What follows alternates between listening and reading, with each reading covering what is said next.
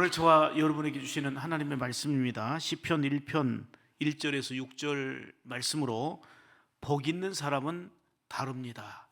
이런 제목으로 하나님 말씀 선포하겠습니다.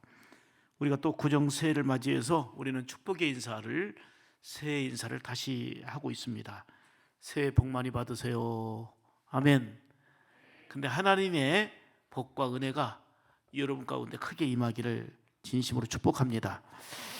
2023년을 출발한 지 20여일밖에 되지 않았는데 구정 명절을 맞이해서 또 참 새로운 그 해의 감격과 또 기쁨을, 그리고 또 각오를 다질 수 있는 기회가 된 것 같습니다. 이왕이면 하나님께서 기뻐하시고 인정하시는 복 있는 자로서의 삶을 살아갈 수 있기를 간절히 소망합니다.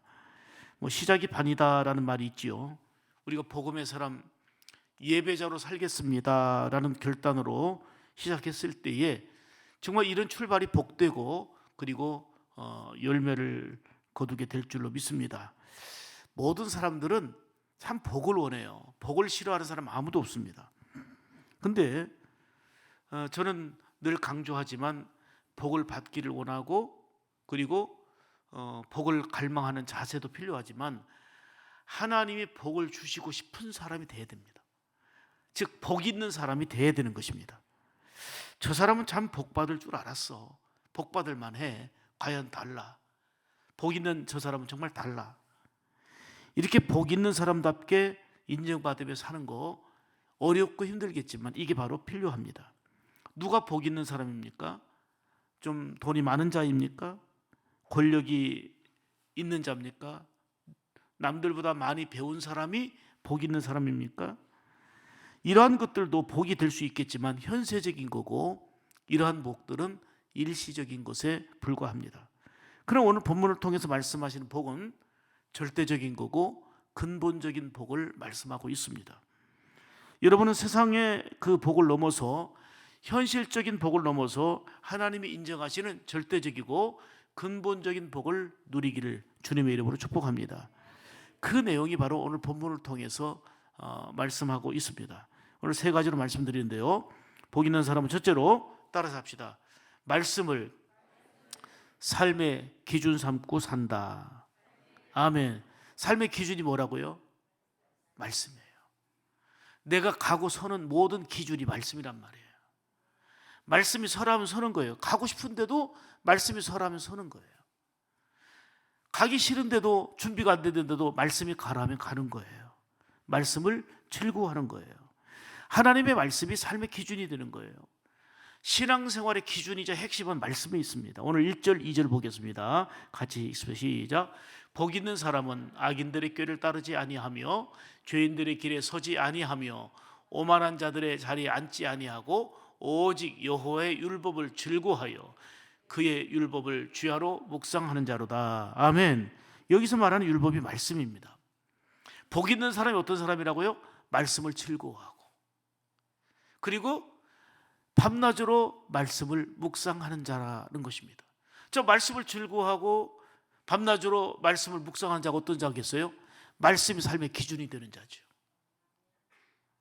말씀이 기준이 되기 때문에 말씀에서 이게 벗어났다 그러면 행하지 않으면 되는 거예요.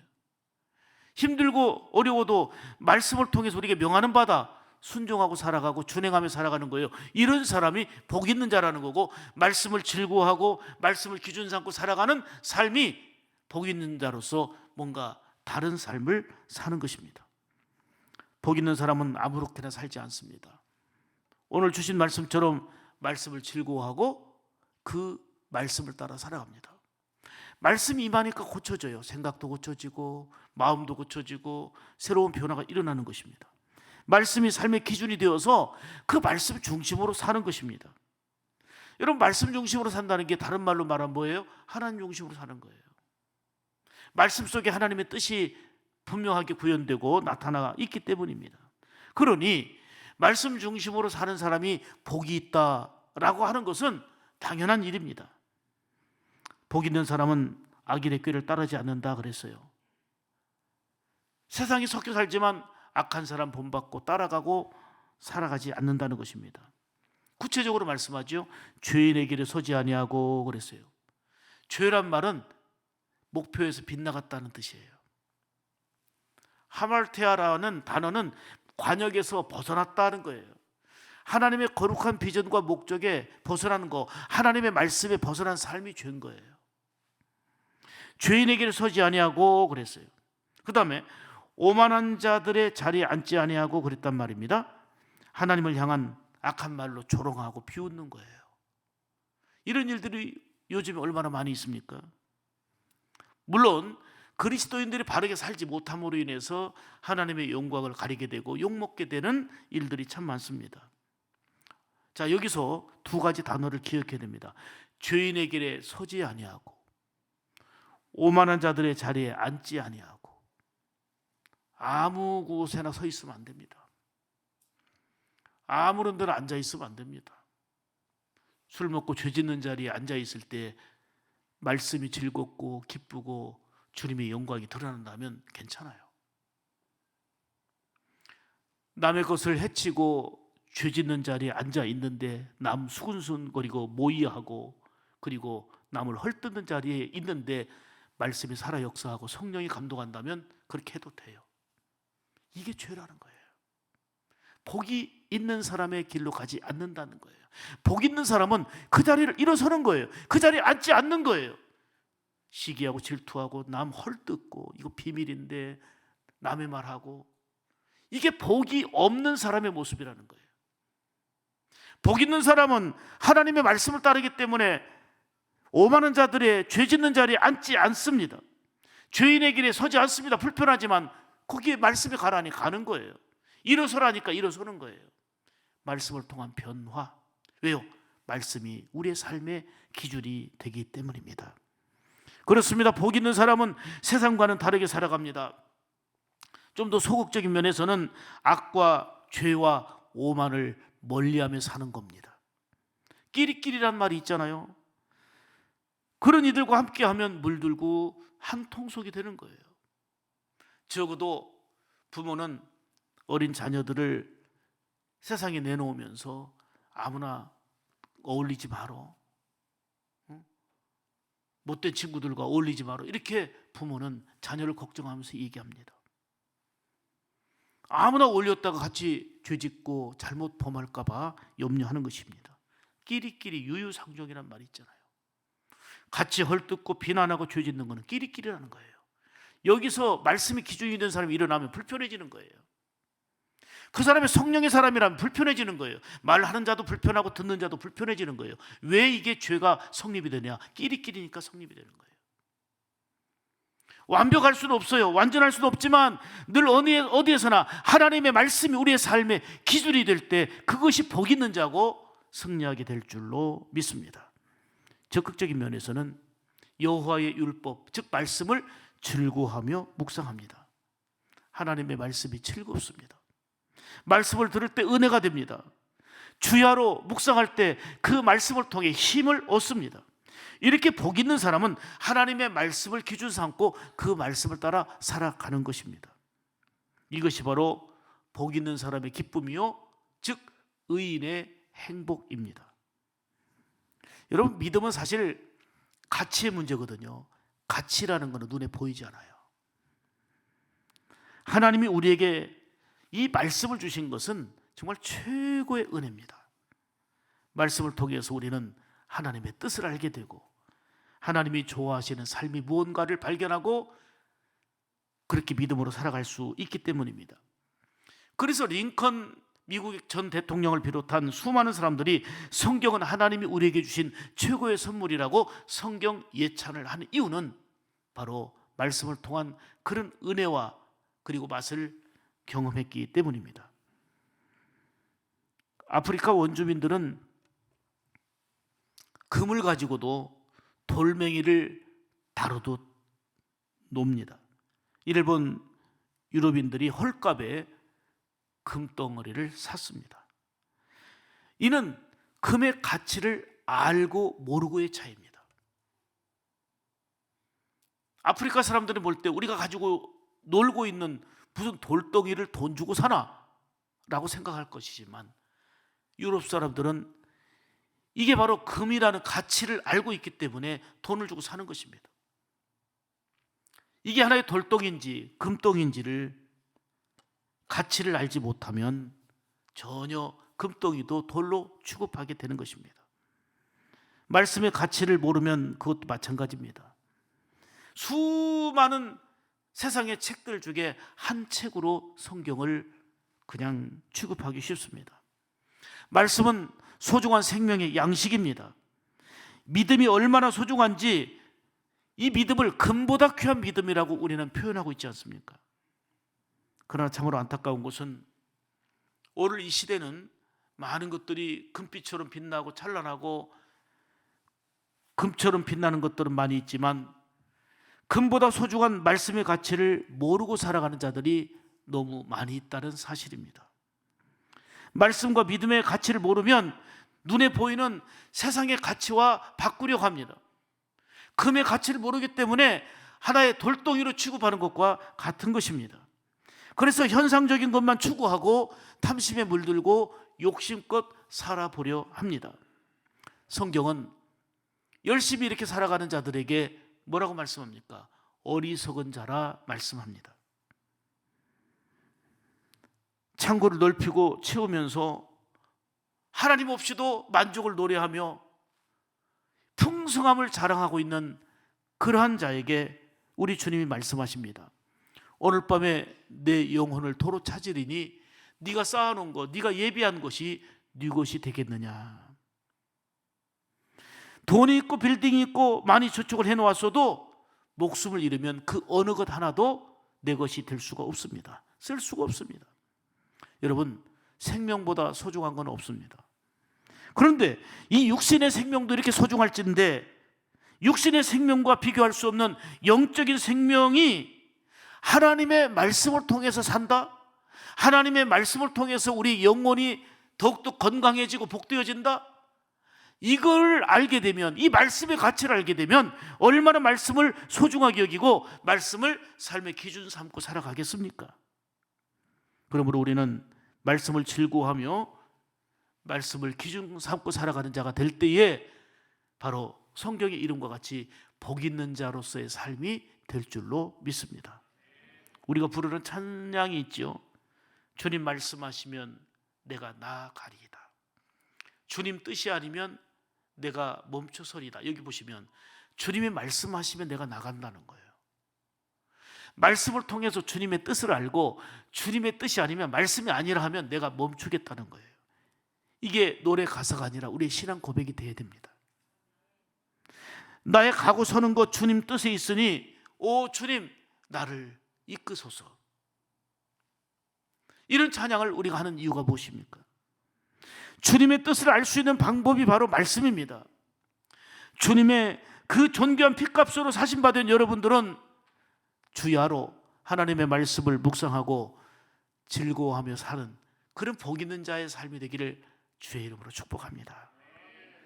복음의 사람 예배자로 살기 위해서 우리는 새롭게 출발하고 있는데요, 하나님의 말씀과 한층 더 가까운 한 해가 되기를 바랍니다. 말씀을 들을 때에, 말씀을 받을 때에 영혼이 즐겁고 만족함이 있어야 합니다. 하나님의 말씀을 기준 삼고 살아서 성경에 약속된 복 있는 자로 살아가는 여러분이 되기를 다시 한번 주님의 이름으로 축복합니다. 두 번째로, 복 있는 사람은 하나님이 함께하는 사람입니다. 하나님이 함께함의 결과가 형통이에요. 사람들은 형통한 사람이 복 있다 그래요. 뭐가 잘 된 사람이 복 있다는 거예요. 그거는 결과고요, 형통하게 된 이유가 하나님이 함께 하심이란 말이에요. 하나님이 함께 하시는 것 자체가 복이에요. 아멘이지요? 좀 크게 아멘 합시다. 아멘. 자, 3절 보세요. 3절 같이 시작. 그는 시냇가에 심은 나무가 철을 따라 열매를 맺으며 그 잎사귀가 마르지 아니한 같으니 그가 하는 모든 일이 다 형통하리로다. 아멘. 지금 이거는 1, 2절과 연결되어지는 거예요. 복 있는 사람은 주야로 말씀을 묵상하는 자고 하나님의 말씀을 즐거워하는 자고 죄인에게 서지 않고 오만한 자리에 앉지 않고 이렇게 하나님의 말씀을 따라 사는 자에게는 시냇가에 심은 나무가 철을 따라 열매 맺는 것처럼 열매가 있다는 거예요. 그리고 그가 하는 모든 일들이 다 형통한다는 거예요. 왜요? 한마디로 말하면 하나님이 함께 하시기 때문입니다. 매 순간 하나님이 함께 하시는 거, 이것이 최고의 복 아닙니까? 자, 시냇가에 심겨진 나무를 생각해 보세요. 물을 잘 공급받기 때문에 가뭄에도 시들지 않습니다. 잎이 청청합니다. 그리고 열매가 그치지 않습니다. 이처럼 하나님의 말씀을 따라 사는 사람은 인생에 가뭄이 있고 고민이 있고 힘든 일이 있기는 하지만 바로 예수님께 깊이 심겨진 인생이거든요. 그분의 위로와 그분의 은혜와 그분의 사랑을 공급받으며 이겨나갈 수 있는 것입니다. 그러므로 철을 따라 열매를 맺고 잎사귀가 마르지 않는, 다시 말하면 형통함의 은혜가 임한다는 사실입니다. 이게 바로 복 있는 사람의 모습입니다. 성경은 곳곳에서 오늘 본문과 같은 말씀을 강조하고 있습니다. 특히 여호수아 1장 8절 보시면 더 오늘 본문 말씀이 선명해집니다. 천천히 같이 읽죠. 시작. 이 율법책을 내 입에서 떠나지 말게 하며 주야로 그것을 묵상하여 그 안에 기록된 대로 다 지켜 행하라. 그리하면 내 길이 평탄하게 될 것이며 내가 형통하리라. 아멘. 자, 보세요. 이 율법책, 즉 말씀을 내 입에서 떠나지 말게 하라는 거예요. 말씀을 기준 삼고 늘 말씀으로 살라는 거예요. 주야로 그 말씀을 묵상하고 이 성경이 기록된 대로 지켜 행하라는 거예요. 말씀을 준행하라는 거예요. 그리하면, 준행하면, 말씀을 지키면 그 얘기죠. 내 길이 평탄할 것이며 내가 말씀을 지키는 너가 형통하리라. 하나님이 함께 하신다는 거예요. 아멘입니까? 말씀 따라 사는 자가 복이 있는 자입니다. 하나님이 함께 하셔서 형통함의 은혜가 있기 때문입니다. 사실 생각해 보세요. 사람마다 힘들고 어려울 때가 있는데 정말 일어설 힘조차 없을 때에 누군가 찾아와서, 아니 그것도 유력한 사람이 찾아와서 기도해주고 도와주고 안내해주고 해결해주면 얼마나 고맙겠습니까? 이런 사람은 은인이라고 말해요. 참 잊을 수 없다, 평생 잊을 수 없다고 말합니다. 어느 유력한 사람이 그 어렵고 힘든 중에도 함께할 때 든든하고 고맙고 은인으로 여기는데 매 순간 하나님이 우리와 함께 하신다는 것은 얼마나 큰 은혜입니까? 하나님의 도우심의 은혜가 있을 때에 그 결과가 바로 형통이에요. 그런 면에서 구정새해를 맞이해서 여러분들을 진심으로 축복합니다. 여러분의 가정 속에, 여러분의 직장과 사업과 특별히 여러분의 자녀들과 여러분의 삶 가운데 하나님이 함께하는 복이 있기를 간절히 축복합니다. 하나님이 함께 하실 때에 형통함의 은혜가 뒤따르게 될 줄 믿습니다. 요셉을 보십시오. 누누이 강조하지만 그 어렵고 힘든 중에도 넘어지지 않고 하나님을 섬겼습니다. 하나님을 섬기는 자도 별 볼 일 없어 보였습니다. 그런데 하나님이 요셉과 함께 하심에 그가 형통하였고 그 결과 고난을 이겨내고 형통한 사람이 됐을 뿐만 아니라 또 다른 사람을 복되게 하는 삶이 됐습니다. 이 일을 우리는 축복의 통로라 말합니다. 창세기 39장 2절 3절 보실까요? 같이 보시면 시작. 여호와께서 요셉과 함께 하심으로 그가 형통한 자가 되어 그의 주인 애굽 사람의 집에 있으니 그의 주인이 여호와께서 그와 함께 하심을 보며 또 여호와께서 그의 범사에 형통하게 하심을 보았더라. 아멘. 자, 이 말씀을 그대로 두세요. 이 말씀의 의미가 여러분들에게 적용되기를 원하는데요, 이렇게 됐으면 좋겠어요. 자, 요셉도 우여곡절이 많았잖아요. 억울하고 힘들고 고난이 있었잖아요. 예수 잘 믿어도, 하나님 잘 믿어도 별 볼 일 없고 소용없는 것처럼 보여줬잖아요.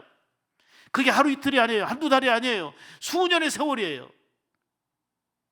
저렇게 착한 사람도, 저렇게 신실한 사람도 억울하고 힘들고 눌려있는데 하나님 안 계신 것 같아, 이런 상황이 수년 계속됐잖아요.